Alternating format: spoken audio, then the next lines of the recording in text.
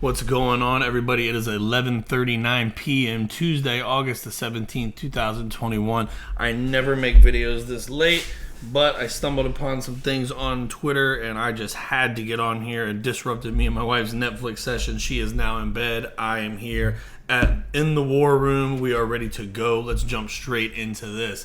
This is huge news. So King Solomon posted a few hours back. He has found something ridiculous. XRP is planning to be utilized for settlement by the largest bank private label credit card issuer in the United States, and that is Synchrony. They do PayPal, they do Amazon, eBay. The list goes on. We're going to look at the list before we get out of here. Over 65 million accounts. Some websites say over 80 million accounts. This is a big deal. Just to give credit where credit is due, he posted this. Crypto Erie then posted this, which says the U.S. patent application number blah blah blah was filed with the Patent Office on 6/24 of 2021 for distributed credit ecosystem. XRP named when changing between fiat currencies like USD to cryptocurrencies. I'm not sure if this is actually the date that it was filed or not, and we'll get into that in a minute. But then this post was brought to me by Blockchain Monkey. Shout out to you, my friend. We've done a little chat before on his channel. He's a great guy. Go follow him. If you're not, shout out to him. And I appreciate you tagging me in this, brother, because you know I'm fired up. As you can see, I've been posting all on here that I was finding things as it went along. So let's just jump straight into this thing. I don't want to waste too much of your guys' time.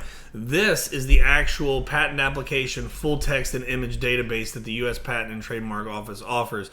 So essentially, I had to go into their patent application search, put in the number, and then eventually I found it. I had to try a few different search fields because it wasn't coming back with anything. I almost thought I got duped, but I found it. Here we are. I will put the link in the description. It's been kind of finicky. It works really well on my mobile, but for some reason the one I posted in my Facebook group is not working. Now, here's what I find that is interesting is that it says June 24th of 2021. That's fine, right?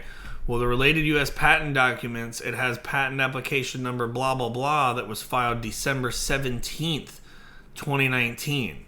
Now, I don't know if that's when this was filed or not. I don't know if this is when it was filed. I don't know how to really decipher that part of it. But either way, this thing is here, right? And I do have... I'll just skip straight to the end real quick. Let me just bring this down here for organization purposes. According to the United States Patent and Trademark Office, it takes about 22 months to get a patent approval after going through the steps of filing. If you're eligible for a prioritized examination for plant and utility patents, known as Track 1, you might get approval in 6 to 12 months. So that could be 22 months from now. It could be 6 to 12 months from now. It could be 22 months from December 17, 2019, which is coming up very soon. I mean, think about that. December would be 24 months. So October the 17th, essentially, if that's when it was filed, would be when they would receive it.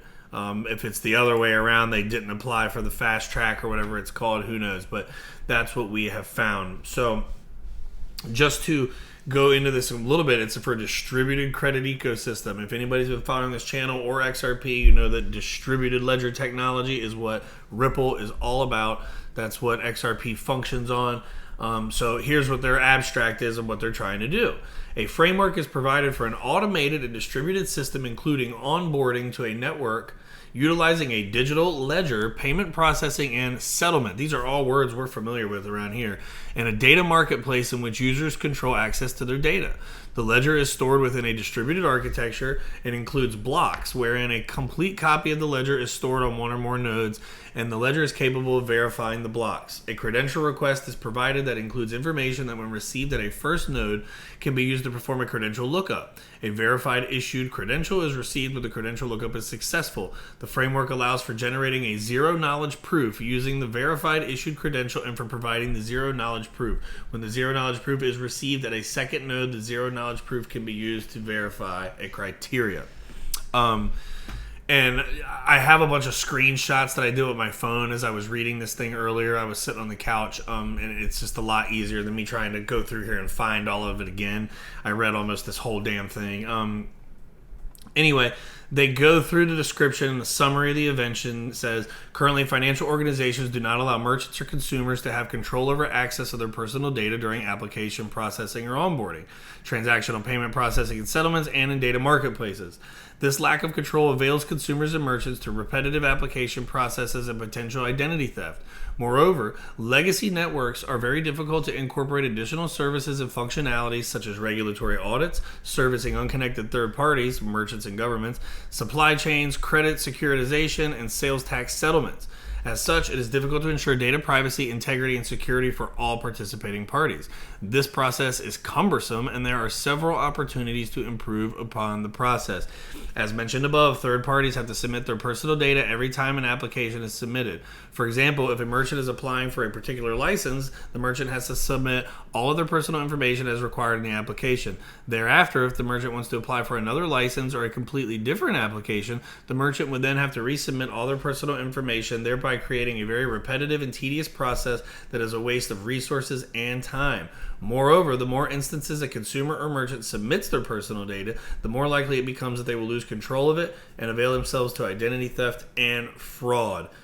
This is crazy to me, guys. I mean, it goes down here, and I mean, it talks about blockchain and tamper-proofing, hash functions, and cryptography. It really, I mean, I suggest you go into this and read this if you have time or if you find it interesting. It really breaks it down. I'm not going to cover all of it. We're just going to get to the main points. But it talks about how proof of work can be used.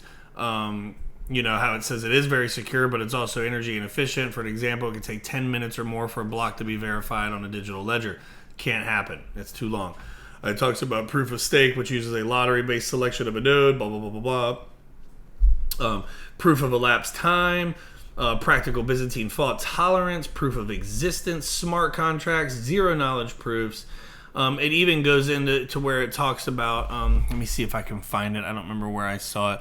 They basically shut down the idea of using proof of work, though, and proof of stake, how it's just not really going to fit into it. What I thought was interesting is here it mentions R3.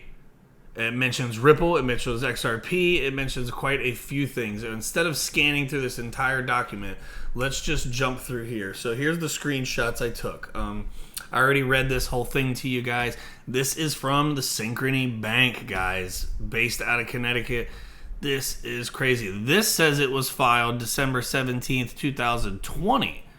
It says right here. So again, I'm not exactly sure when all these things were filed. I mean, the timeliness of this is very interesting when you start looking at about a week later, the SEC comes with the lawsuit against Ripple. I find that absolutely fascinating. So anyway, it goes on here. This is the stuff I just read. You know, it's just talking about the abstract of what they're trying to do. I'm just highlighting this so you guys have this information in case you want to look some of this stuff up yourself.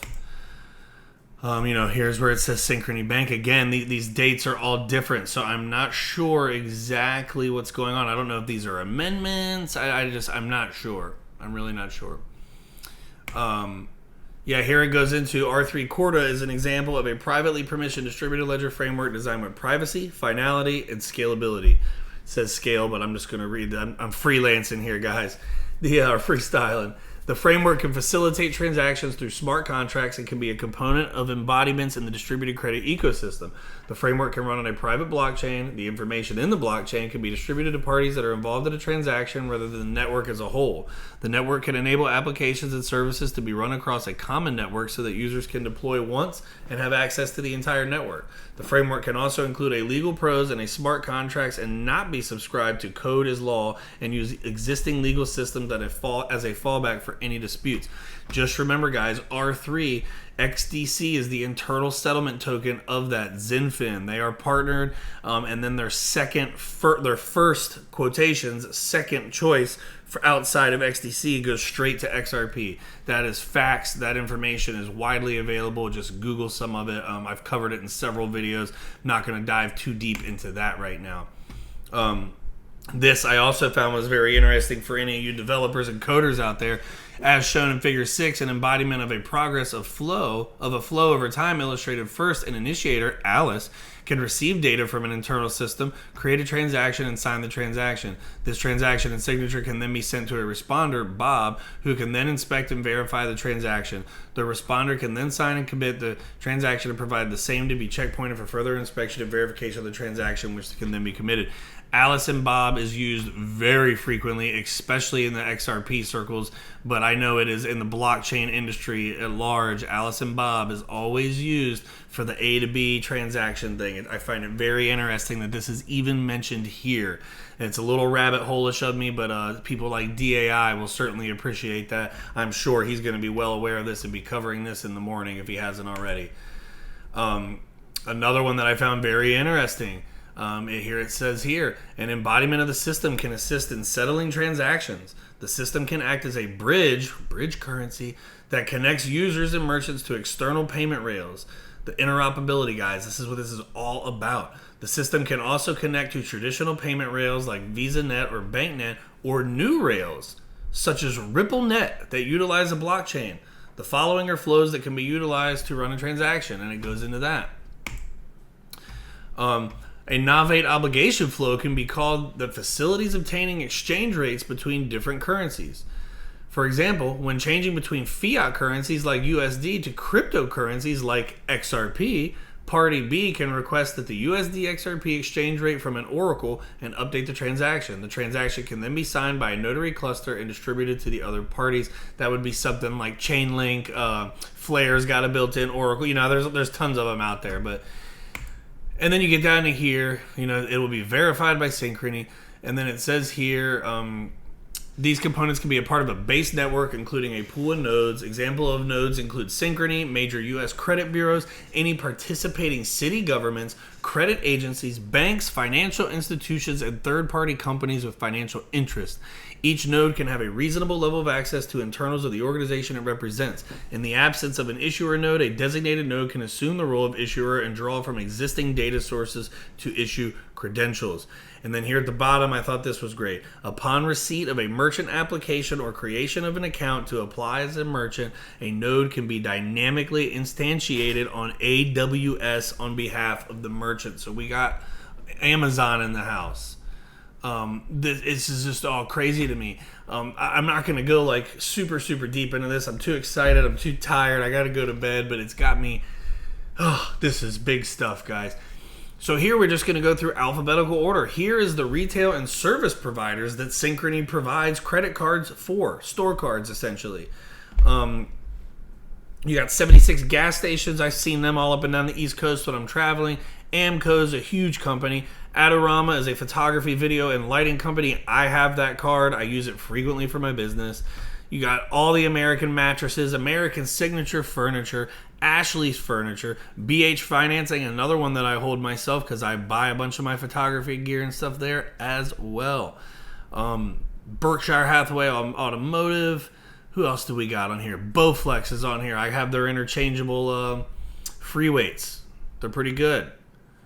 BP's on here. Not a fan of the company, whatever. It's huge, guys. That's just page 1. Let's jump over to page 2 here. Care Credit, another one of Synchrony's cards that I also have. You got Citgo, City Furniture, Coleman.